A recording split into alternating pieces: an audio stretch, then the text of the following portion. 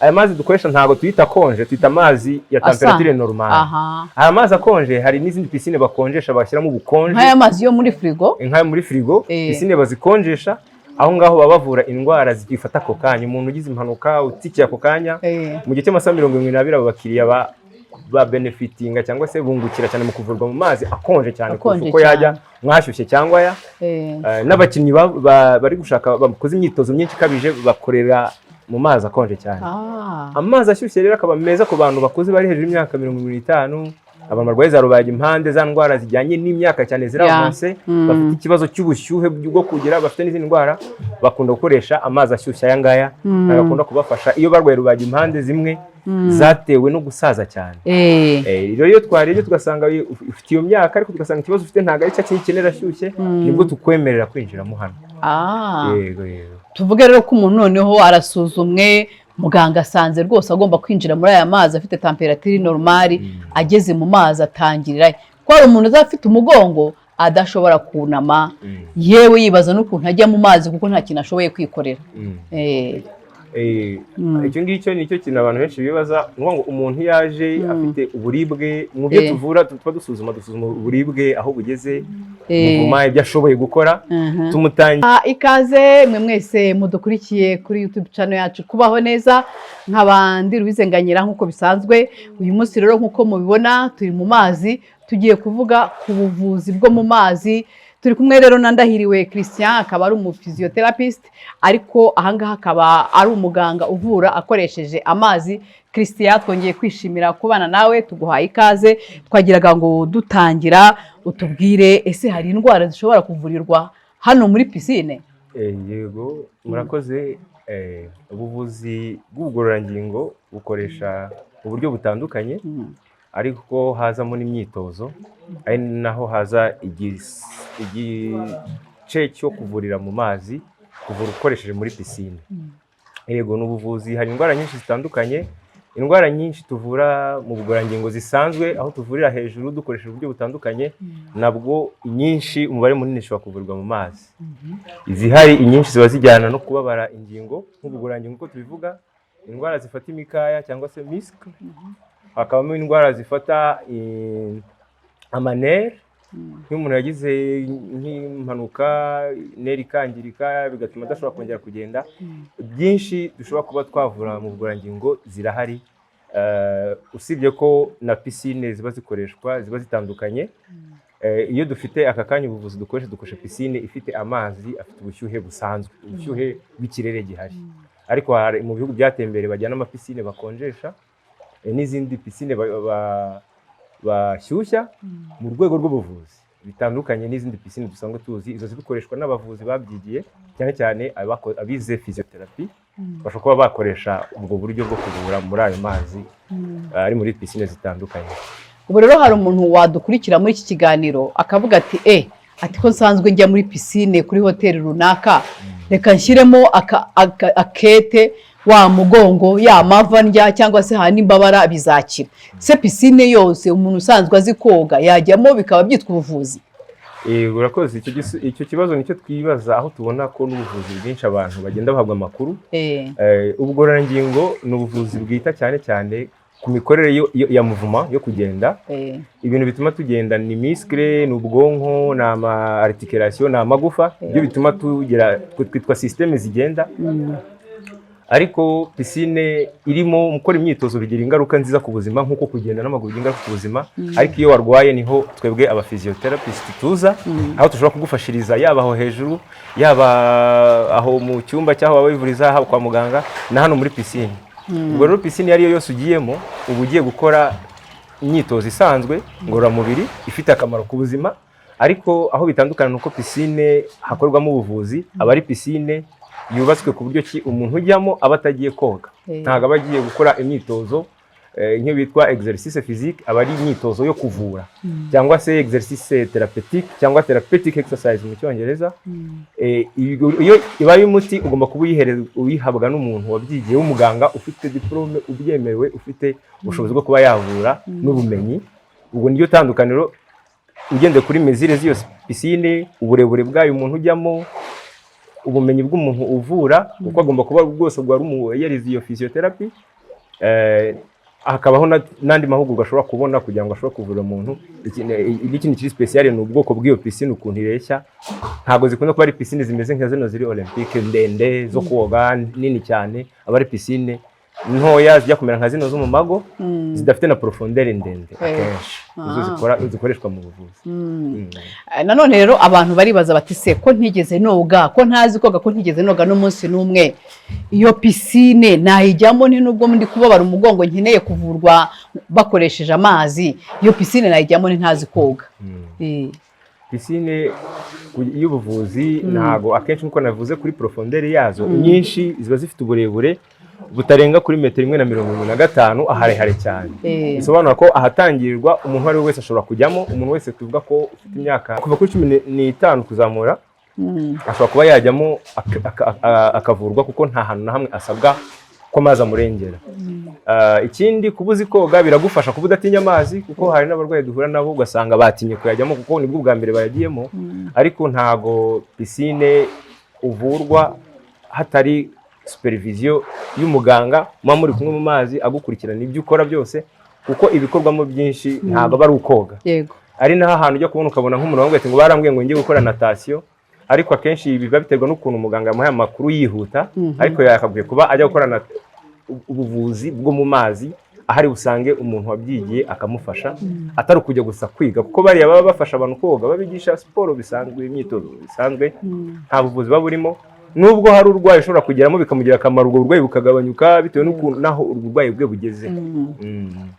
Ubwo rero mpise ntekereza umuntu uje hano bwa mbere hano muri iri vuriro, nta nubwo twarivuze Integrity Health Group, araje ni izihe processes bimusaba kugira ngo azagere aho haza muri piscine? Saraza akakwanya agatejya muri piscine cyangwa ahura na muganga akabanza akamusuzuma, bigenda bite?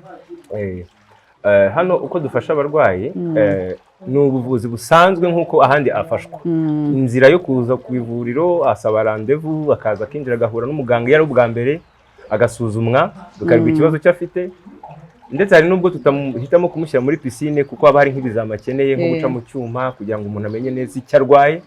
Ntabwo umurwayi wari wese ubabara umugongo aba ari umukandida wo kuvurirwa mu mazi. Biba bisaba ko agomba gusuzumwa, ibizame bye bikagaragara ko ari umukandida wo mu mazi. Ni ukuvuga ngo arasuzumwa, agaca muri iyo nzira, agategurirwa ibyo ari bukorwe, ibiri bukorwe, agasobanurirwa ibyo ari bukore, igihe bizatwara kuko indwara nyinshi ziza muri physiotherapy n'ahandi hose ni indwara ziba zaratwaye umwanya kugira ngo umuntu agire ibimenyetso. Rero iyo nzira yo gufasha turayimusobanurira kugira ngo ayifashe ayikurikize, tukamuvurira hano mu mazi. Mbese twavuga ko ari procedure zisanzwe. Hari nubwo ushobora gusanga atari umukandida w'aya mazi akeneye nk'amazi ashyushye, ukaba twamubwira tuti rero dushobora kureba ukuntu twagufasha tubonyeho amazi ashyushye, ari kuko aka kanya icyo dukoresha mwebwe mukoresha konje uyu munsi, ntabwo mwari mwageraho mushobora kubona ashyushye. Aya mazi dukoresha ntabwo tuyita konje, tuyita amazi ya temperature normale. Aya mazi akonje hari n'izindi piscine bakonjesha bashyiramo ubukonje, nk'aya mazi yo muri frigo, nk'aya muri frigo piscine bazikonjesha.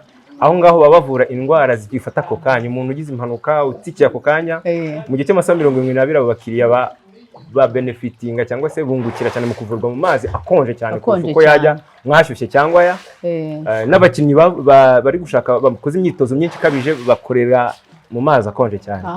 Amazi ashyushye rero akaba meza ku bantu bakuze bari hejuru y'imyaka 55, abantu barwaye za rubagimpande, za ndwara zijyanye n'imyaka cyane ziravunse, bafite ikibazo cy'ubushyuhe bwo kugira, bafite n'izindi ndwara, bakunda gukoresha amazi ashyushye. Aya ngaya agakunda kubafasha iyo barwaye rubagimpande zimwe zatewe no gusaza cyane. Rero iyo twarebye tugasanga ufite iyo myaka ariko tugasanga ikibazo ufite ntabwo ari cyo kintu ashyushye, nibwo tukwemerera kwinjiramo hano. Yego. Tuvuge rero ko umuntu noneho arasuzumwe, muganga asanze rwose agomba kwinjira muri aya mazi afite temperature normale, ageze mu mazi atangirira ko hari umuntu azafite umugongo adashobora kunama, yewe yibaza n'ukuntu ajya mu mazi kuko nta kintu ashoboye kwikorera. Icyo ngicyo nicyo kintu abantu benshi bibaza, ngo umuntu yaje afite uburibwe, mu byo tuvura tuba dusuzuma uburibwe aho bugeze, muvuma ibyo ashoboye gukora, tumutangiza nk'umutangizi. Nkuko no muri siporo bisanzwe nta muntu utangira agera ku rwego ruravanse, atangira no nk'umutangiza akora duke agenda azamura. Ikindi twongeraho nuko imyitozo dukoresha umuntu hano ntabwo iba ihagije. tumugira n'inama y'imyitozo akorera mu rugo yifashisha kugira ngo bicomplementing cyangwa se byunganire imyitozo tumukorera hano, kuko ni umuntu turi kuvura dushaka kuzagira ibyo ageraho ari hejuru. Amazi rero kubera ko aba kuvura yaguteruye ibiro, ushobora kuba ukora imyitozo ukibeshya ko biri kugufasha cyane, ariko tuguheza n'indi myitozo yo hejuru, kuko ubuzima bwacu tubera ahantu hari pesantere. Pesantere ntabwo iba mu mazi. Ubwo rero tugufasha tukuvuriramo hano, ariko tugutegura kujya hejuru. Ni ukuvuga ngo imyitozo akorera hano ni yayandi udafite ikibazo cy'uburwayi ashobora gukorera hejuru.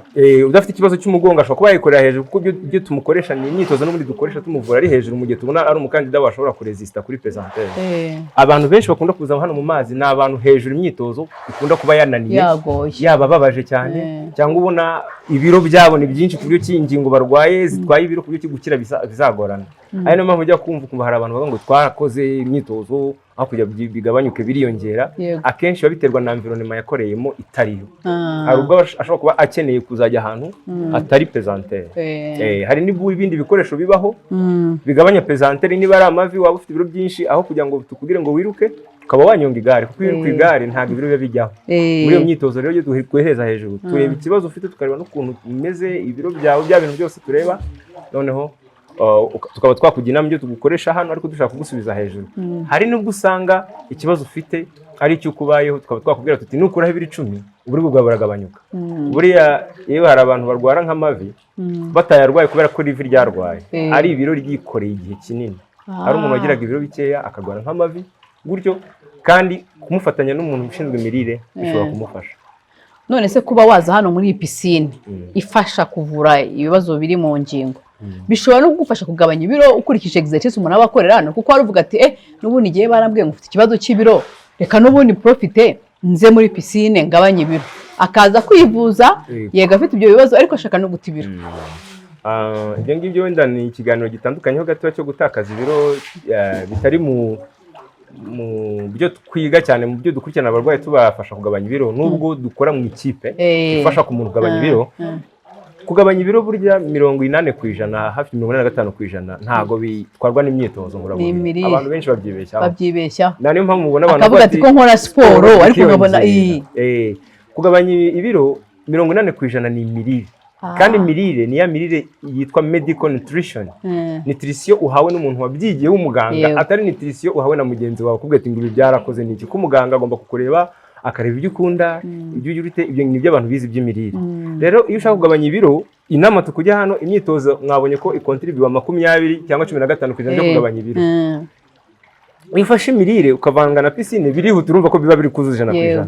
Ariko uruhare runini tubwira abantu, twagira inama abantu ko niba ushaka kugabanya ibiro, gerageza wite ku mirire yawe, kuko ibiro bigabanyukira ku isahani no mu gikoni ko tubitegura. Ubwo umuntu uje hano afite ibibazo by'umugongo bimusaba igihe kingana iki? Kuko hari n'abavuga bati nta mwanya nabona, nta mwanya. Ubwo ni ukuvuga ngo bazambwira ngo ngenza buri munsi, bisaba igihe kingana iki? Hariho n'abatuye mu ntara bavuga bati se ko ntuye mu ntara najya nshobora kuza aho hantu gute? Ndagira ngo ufashe abantu igihe bisaba kugira ngo umuntu yumve ko ari ibintu bishoboka. Kugira ngo tuvure umuntu hano tugira gahunda, tuvura umuntu mu gihe cy'ibyumweru hagati ya 6 na 12. Ibyumweru 6 ubwo ni ukwezi n'igice tumukurikirana. Mu cyumweru akora hagati ya seanse 2 n'enye bitewe n'ubushobozi. Uko akenshi ntabwo byoroshye, ariko nuko iyo tumuvura ntago akora buri munsi, akora pasa iminsi. Keretse umuntu ukenera intensive, wa muntu ubabaye cyane ukeneye intensive n'ushobora gukora buri munsi. Ariko akenshi hagati y'ibyumweru 6 n'ibyumweru 12, hagati ukwezi n'igice n'amezi 3, umuntu akenshi iyo tumukurikirana hari ibyo aba yagezeho. Bidasobanura ko hari abantu baza tukabagerageza ugasanga barakenera undi muganga wabyigiye bitewe n'ukuntu indwara ishobora kuba yarabaye avance igeze hejuru, idashoborwa n'umugororangingo. Muri ya kipe dukora hari igihe wemera ukamurefera iyo umaze gukora ibyo byumweru 6 nta kintu cyiza. Akenshi nibwo tudesida yuko dushobora kuba twakenera indi nama yo hanze, aribwo dushobora kumujyanira abandi baganga, aborthopediste, abaneurologue, n'abanutritioniste. Yewe hari gukenera, hari nubwo dushobora gusanga twakenera nutritioniste n'umuntu w'ubuzima bwo mu mutwe, hari igihe aba afite n'uburibwe biteraho n'ibibazo bye bikihagarava. Kuko burya umuntu ubabaye donc mufata umuntu muri rusange ntabwo mureba ngo aka kabazo aje atubwira, ntabwo ariko tureba ni byiza cyane. Ariko mise nibaza nta ngaruka zishobora kubaho igihe umuntu ari gukorerwa ubuvuzi hano mu mazi? Yego rwose, nk'uko ubundi buvuzi n'indi miti yose igira ingaruka. Ingaruka zibamo ni uko mu mazi dukoresha amazi akonje. Iyo ugezemo ufite nka za allergie bitewe n'imiti dushyiramo, iyo ngaruka nayo iri mu ngaruka zibaho. Niyo mpamvu hari igihe uzamo ugasanga bitewe na allergie ugira cyane, tukubwira uti amazi bitewe na allergie zirimo n'ukuntu zikabije, tuzagerageza ibindi. Izindi ngaruka zishobora kubamo, umuntu ubukonje bwaho, hari umuntu uzamo agakora imyitozo afite n'indi ndwara, urugero afite nk'ikibazo cy'isukari, yakora isukari ikamushirana akazungera. Izo ziri mu ngaruka twitaho cyane, kuko iyo tuvura umuntu tumubaza amakuru yose, izo ngaruka zitaza zavamo ibibazo urumva nk'abandi baganga bibaho. Ni nk'uko n'indi miti bandika ngo uyu muti wagutereye ikizungera, iyo miti ntugatwara imodoka ugize kuko habamo alcohol, iyi miti yangiza igifu, niba uyifashe ujye ubanza urye gutyo. Ingaruka zibamo, ariko inyinshi zijya kumera nk'ingaruka zindi ziba mu buvuzi busanzwe, ariko zitabwaho mu buryo bwuzuye. Umuntu ashobora kujya muri aya mazi bitewe n'ukuntu wenda atinya amateka akaba yahungabana. Izo ni ingaruka z'amazi kuko na environment idasanzwe, ariko ingaruka nyinshi ntabwo harimo ingaruka mbi cyane iyo umurwayi yakurikiranwe neza. Tubyitaho cyane n'ayo ma allergie, n'imiti dushyira mu mazi tuyitaho kugira ngo akomeze agire ubuziranenge. Tubyitaho buri munsi iminsi 7 kuri 7, amasaha 24 kuri 4 tuba tuyitaho. Tugana ku musozo, ubwo twavugaga ingaruka zishobora kubaho igihe umuntu ari gukorerwa ubuvuzi bwo mu mazi, twagira ngo mutubwire noneho n'ibyiza byo kuba umuntu yavurirwa mu mazi, kuko n'ubuvuzi navuga ngo bushya abanyarwanda batamenyereye. Dusanzwe tuzi ko urwaye umugongo ubabara mu ngingo ushobora kujya kwa muganga bakaguha uduti, ushobora kugenda bakakwandikira kine cyangwa se bakakorera massage. Ariko se noneho ni ibihe byiza byo kuba umuntu yagana ubuvuzi bwo mu mazi igihe ufite ibibazo bitandukanye by'ingingo? Yego, ibyiza byinshi byo kuvurirwa mu mazi, icya mbere ni uko imyitozo myinshi ushobora kuba utashobora hejuru uyishoboramo, kuko amazi agira imbaraga, sinzi ku Kinyarwanda twayita imbaraga zisunika ibintu bijya hejuru. Iyo umuntu ari mu mazi, amazi aramuterura, akora ingingo zitikoreye ibiro. Bivuga ngo akora imyitozo imikaya ikora yongera imbaraga, ariko ingingo ze zirinzwe. Icyo nicyo kintu cya mbere. Ikindi cya kabiri ni uko amazi ubwayo uko ateye na temperature kuyasunika igira n'ibindi bifasha mu bwonko, mu mitekerereze. Iyo umuntu ari mu mazi amera nkaho mu mitekerereze ye bifasha mu buzima bwo mu mutwe, kuko avamo yumva aruhutse. Ikindi, amazi agira resistance, iyo yasunika aba afite nk'ibiro cyane, ku buryo ki arenforce ama muscle cyane ugereranyije no gukora hejuru. Burya mu mazi niyo wakwiruka metero 5 ushobora gutwara igihe kinini, hejuru wagiye ahantu kure cyane. Iyo resistance guheza bituma ukora mu gihe gito, iyo ukoze imyitozo myinshi tumutakaza energy ihagije, kandi ushobora gutwara igihe gito ugereranyije n'iyi myitozo wakorera hejuru. Niyo avantage bamo. Nari mpamvu ubona mu bihugu byateye imbere bankoraje abantu kujya mu mazi, ko uri mu mwitozo ya mbere myiza, bikurikiranye hagakurikiraho kugenda n'amaguru gahoro kuri ku muvuduko wawe usanzwe. Buriya mazi ni nimero ya mbere, kugenda n'amaguru ya kabiri. Buriya mazi ubwo niyo mpamvu ni umwitozo wa mbere iyo ugiye mu rwego rw'imyitozo. Ibyo ngibyo ibyiza byo bari byinshi bitewe n'umuntu urwaye n'iki, ariko muri byo ureba propriete z'amazi.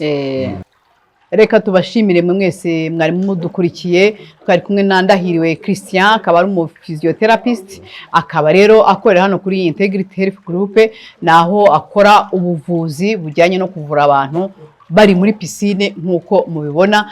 Mwumvishe rero uburyo bakora, mwumvishe ibyiza byo kuba umuntu yavurirwa hano cyangwa se mu ahandi bakora ubuvuzi, ndetse n'ingaruka, ariko ingaruka baba bazizi ku buryo babiteganya mbere, ku buryo izo ngaruka zitabaho. Nk'uko ushobora gufata umuti ukagira allergie ugasubira kwa muganga bakaguhindurira, n'ahangaha naho iyo ugize ikibazo baba babizi, baba barabyigiye, bafite uburyo bahita bagufasha ku buryo ukomeza kuvurwa udahagaritse, kandi za ngaruka nazo ntizikubuze gukomeza ubuvuzi bwawe. Ubwo rero bantu mufite ibibazo bitandukanye by'ingingo, mwumvishe ko no kuvurirwa mu mazi bishoboka kandi bifite inyungu nyinshi.